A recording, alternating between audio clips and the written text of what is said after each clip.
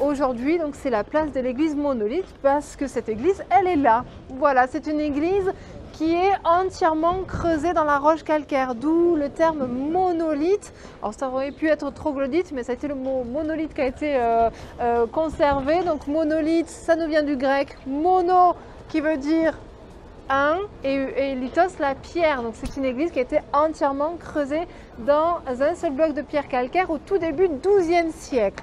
Notre village a été fondé au 8e siècle, mais c'est à partir de ce 12e siècle que le village va prendre son essor, donc grâce notamment au pèlerinage vers Saint-Jacques de Compostelle, exactement. Et ces pèlerins faisaient étape pour aller découvrir l'église et surtout se recueillir devant les reliques du saint patron du village. Et donc je parle bien sûr du moine Émilion qui a donné son nom à la cité.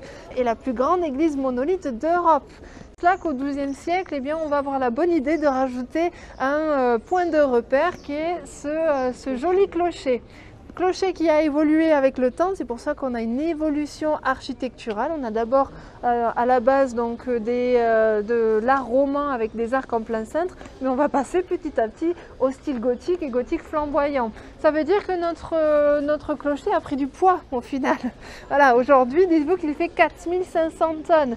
Mais l'église monolithe, finalement, c'est un peu comme un espace vide. Donc on va voir que cette prise de poids donc, du clocher a quand même eu un certain impact sur l'église monolithe. Regardez devant vous, vous avez le portail principal, le portail des pèlerins qui lui date du XIIIe siècle. Et il est très bien décoré, même si malheureusement les statues ont eu du mal à traverser le temps puisqu'elles ont été abîmées par l'érosion, mais vous l'avez dit, elles sont décapitées à la Révolution française. Et ce que je vous propose, c'est d'emprunter une petite porte dérobée pour aller découvrir d'abord l'ermitage d'Émilion. Donc on va prendre le temps. Émilion s'arrête sur son chemin dans une abbaye où il devient moine et il va y rester quelques temps, mais le problème c'est que la population continue à le suivre. Donc encore une fois, Émilion va s'enfuir, il va longer cette fois-ci les cours d'eau, notamment la Dordogne, et un jour il va atterrir ici. Donc il va découvrir une grande forêt qui s'appelait autrefois Ascumbas, donc c'est le vrai nom de Saint-Émilion avant Saint-Émilion, mais on sait qu'il vit dans cette grotte ces 17 dernières années, de 750 à 767, date de sa mort. Il va la choisir tout simplement parce qu'il y a une source d'eau que vous pouvez toujours voir derrière la balustrade.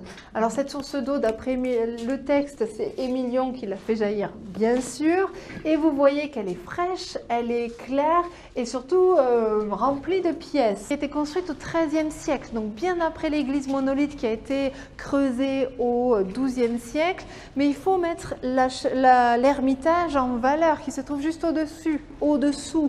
Donc on va édifier une belle chapelle, mais au niveau architecture, il y a une rupture architecturale ici, parce qu'on a uniquement conservé le chœur du XIIIe siècle. Le reste a été perdu à la guerre des religions au XVIe siècle.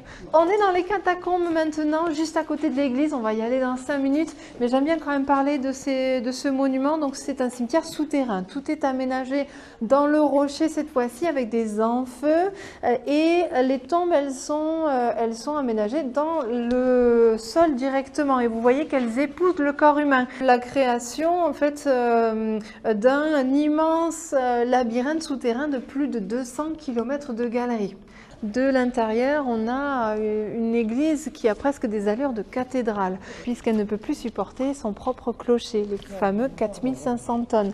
Ils se sont rendus compte qu'il y avait des canalisations qui datent du XIIe siècle. Regardez toutes les peintures, les sculptures.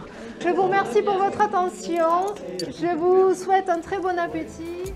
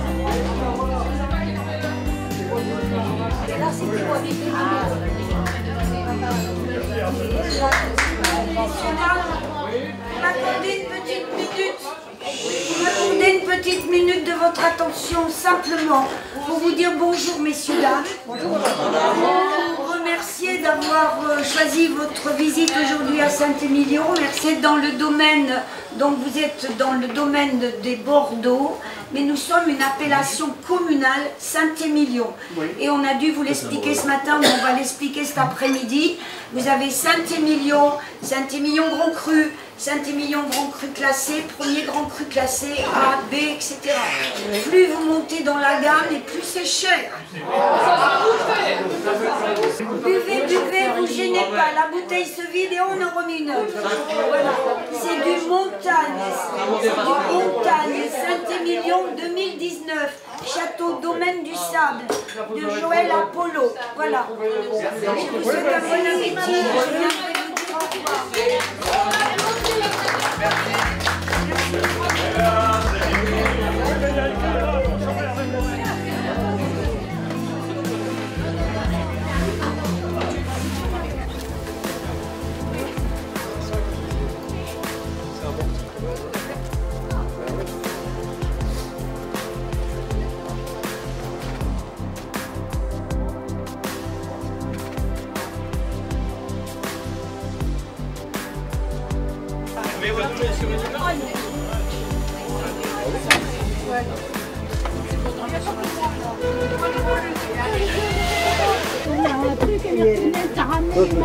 Je viendrai vous dire au revoir. Exactement, à bouler. Quand on a quitté l'armée, que tous les jours on se voit dans un repas, on est comment on est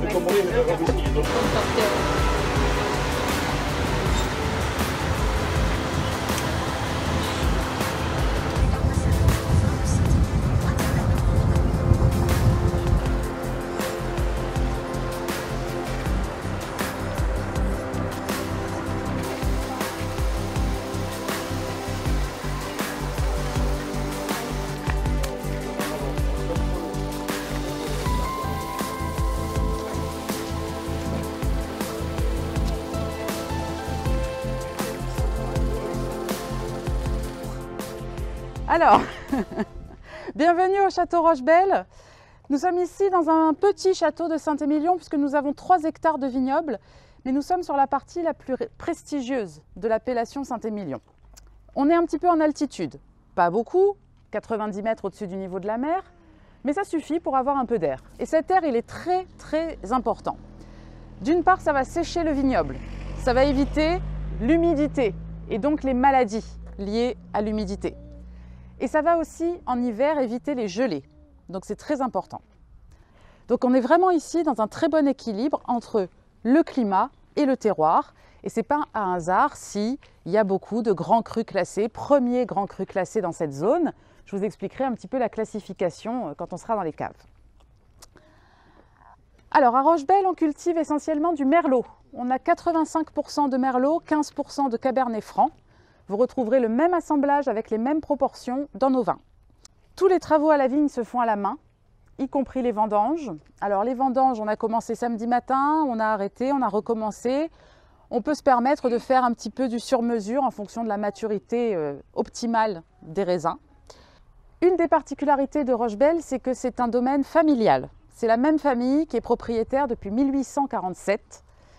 C'est la 5e génération aujourd'hui. Et ça devient rare à Saint-Émilion.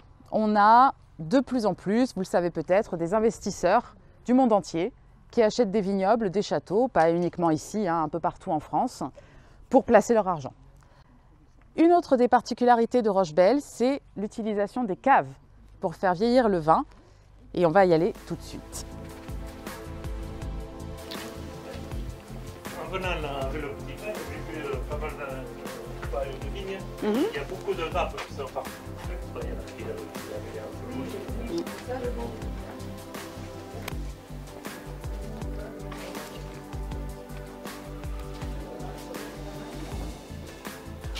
Nous sommes dans des caves qui datent du XVIIIe siècle. Ici, on a les conditions optimales pour faire vieillir le vin.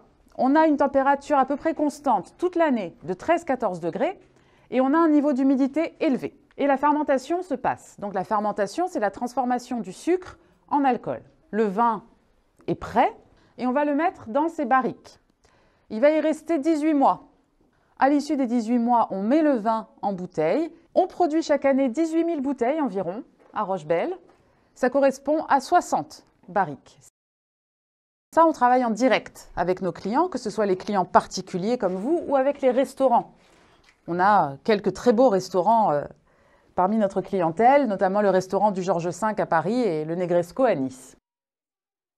On a 1500 mètres carrés de stockage en tout.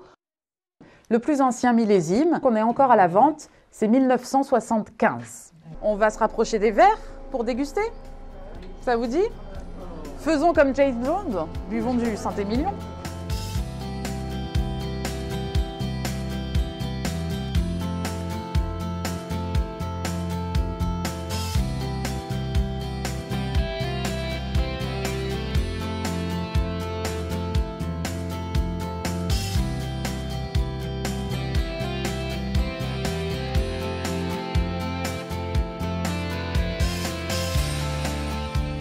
Je sens pas très bien. Oui. Merci. Allez, prenez du plaisir. Prenez du plaisir. Allez.